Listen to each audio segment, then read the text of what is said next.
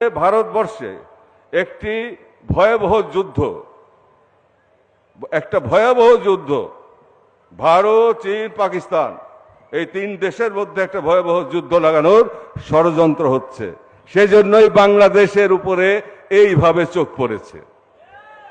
এই জন্যই বাংলাদেশের উপরে এত গুরুত্ব পৃথিবীর এত দেশ থাকতে, কারণ বাংলাদেশ হচ্ছে আকিয়াবের পাশে এই ভারত মহাসাগর সহ বঙ্গোপসাগর হয়ে সাউথ ইস্ট এশিয়া পর্যন্ত নিয়ন্ত্রণ করতে গেলে বাংলাদেশের প্রয়োজন। এটা শুধু মার্কিন যুক্তরাষ্ট্রেরই না, এটা শুধু ভারতেরই নয়, এটা শুধু চীনেরই নয়, সবারই। বাংলাদেশকে ধরে রাখতেই হবে, যা তাদের যারা চায় তাদের বলয়ে। তো সঙ্গত কারণেই আমি বলবো আমাদেরকে খুব হিসাব করে চলতে হবে।